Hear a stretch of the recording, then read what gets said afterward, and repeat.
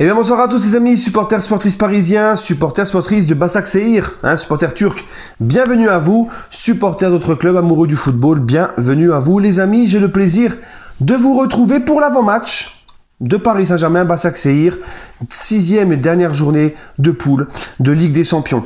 Alors, on est venu me voir sur Snap, encore une fois, ceux qui veulent m'ajouter sur Snap, Parisien 88 DBRF pour suivre un petit peu l'actualité du club, mes petits commentaires hors vidéo, parler un petit peu de tout et de rien, me suivre aussi dans la journée. N'hésitez pas à m'ajouter sur Snap, Parisien 88 DBRF. Voilà.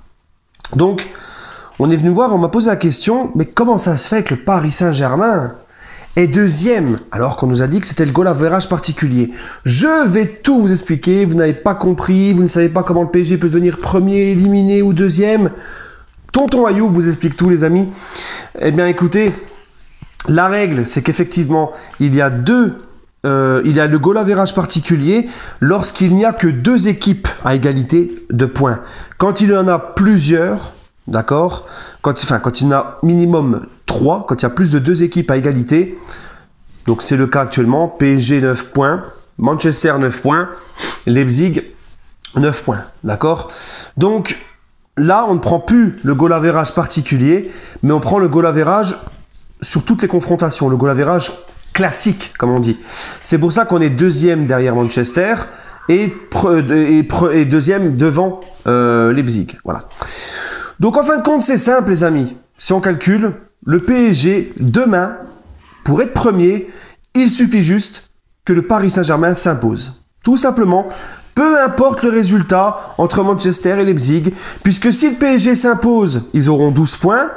S'il y a un vainqueur entre Manchester et Leipzig, le vainqueur de Manchester et Leipzig aura aussi 12 points comme le PSG, et le perdant en aura plus que 9. Donc il n'y aura plus que deux équipes cette fois-ci, et non pas 3, au même nombre de points. Le PSG et Leipzig, le PSG et le vainqueur de Manchester et Leipzig, 12 points. Et de toute façon, que ce soit Leipzig ou Manchester, le PSG est devant eux au goal average particulier. S'il y a match nul du PSG, match nul des deux équipes, on aura des deux autres équipes, dans l'autre match, on aura 3 équipes à 10 points, Manchester et Leipzig. Le classement restera tel quel. On sera deuxième derrière Manchester et devant Leipzig, troisième qui irait en Europa League. Si par exemple, il y a match nul demain entre Paris et les Turcs, mais qu'il y a un vainqueur entre Leipzig et Manchester, le PSG sera deuxième, puisque le vainqueur de Manchester-Leipzig sera, enfin de Leipzig-Manchester, sera premier avec 12 points, le PSG 10 points, et la troisième équipe, Leipzig-Manchester, 10 points. Mais encore une fois, au goal average particulier de ces deux équipes, on est devant eux. Donc match nul et victoire sur l'autre match, on est qualifié, on sera deuxième. Match nul sur les deux matchs, match nul demain du PSG et match nul entre Manchester et Leipzig, on sera qualifié et deuxième. En cas de victoire, peu importe le résultat de l'autre match, on sera premier, coûte que coûte. Et bien par contre, le pire scénario, c'est si il y a victoire des Turcs demain au Parc et qu'il y a match nul entre Leipzig et Manchester, puisque nous n'aurions que 9 points, Leipzig et Manchester en auront 10, éliminer le PSG en Europa League. Voilà. Par contre, si on perd demain, mais qu'il y a une victoire dans l'autre match, tu seras quand même deuxième, puisque tu auras 9 points, tout comme le perdant de Manchester et Leipzig, goal average particulier, tu seras devant. Tu seras un gros miraculé, mais tu iras en 8e. Alors par contre, si demain tu perds à domicile contre les Turcs, et que il y a une victoire entre Leipzig et Manchester, ce qui fait que tu seras qualifié quand même, j'ai envie de te dire, ça serait un petit peu sale d'aller en 8e, tu vois. Tu mériterais pas trop d'aller en 8e quand même, parce que si tu perds contre les Turcs demain, franchement, voilà. Bref, j'espère que vous m'avez bien compris, les amis. C'est simple. Si vous n'avez pas compris, vous réécoutez, vous remettez en arrière, vous réécoutez. C'est simple en fait, voilà. Donc, c'est simple aussi ça. Les Turcs sont sûrs de ni se qualifier, ni d'aller en Europa League. C'est un match vraiment amical. Je pense sincèrement, et c'est pour ça que nous, on a aussi l'avantage d'affronter cette équipe-là à la dernière journée, qui plus est à domicile. Il n'y aura pas les supporters, mais tu as quand même tes repères dans ton stade. Donc, cette équipe de Turquie qui n'a plus rien à jouer du tout, ni Europa League, ni quoi que ce soit. Ils sont 9e au championnat, ils sont champions de Turquie en titre, et ils sont 9e au championnat. Je pense qu'ils vont privilégier leur championnat. Donc demain, je m'attends à une équipe turque qui ne va pas aller au parc en voulant montrer quelque chose. Hein, ils n'auront plus rien à jouer, peut-être même qu'ils vont tourner. Je vois vraiment le PSG demain faire une belle victoire. Et comme ça, on regardera même pas ce qui se passe entre Manchester et Leipzig.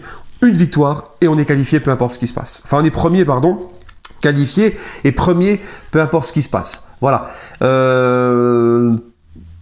Puis aussi, je sens un PSG qui va mieux. Hein, depuis 2 journées, ça va mieux. Des joueurs qui jouent à leur poste. Un bon coaching de Tuchel. Quand Tuchel il fait n'importe quoi, je le dis. Quand il fait des bonnes choses, je le dis. Des bonnes compos de Tuchel. Des joueurs enfin à leur poste. Un bon coaching de Tuchel contre Manchester United, d'accord. Puis aussi contre Montpellier, parce que quand Kylian rentre, Kylian il fait le 3e but, on va dire, c'est quand même un bon coaching. Et puis une équipe du PSG qui a l'air un petit peu mieux mentalement et qui retrouve un second souffle. C'est vrai que quand ça va mieux dans la tête, ça va aussi mieux physiquement. Voilà. Donc personnellement, alors autant il y a une semaine en arrière, je baissais les bras, j'étais dépité, je pensais vraiment pas qu'on allait gagner Manchester. Mais dans le foot, tout va vite, tout peut changer très vite. Et là, ce PSG-là, actuellement, voilà, je vois pas comment on peut ne pas passer à côté de ce match. Comment on ne peut ne pas gagner ce match, au vu de tout ce que je vous ai dit. Une bonne victoire du PSG, c'est mon pronostic. Hein, je pense une bonne victoire de Paris. Et on va tranquillement finir premier du groupe. Et après, on attendra tranquillement les 8e de finale. Et après, place au championnat, jusqu'à la trêve hivernale. Le week-end championnat, semaine championnat. Et là, en championnat, hein, y a du suspense aussi, les amis. Allez, prenez soin de vous. Et, ah oui, et Icardi, Sarabia, forfait. Icardi, ça devient vraiment une habitude. 55 millions d'euros pour ne pas jouer la première partie de saison. Ça commence à sentir un peu l'arnaque, tout ça. Bon, allez les amis, prenez soin de vous et allez Paris.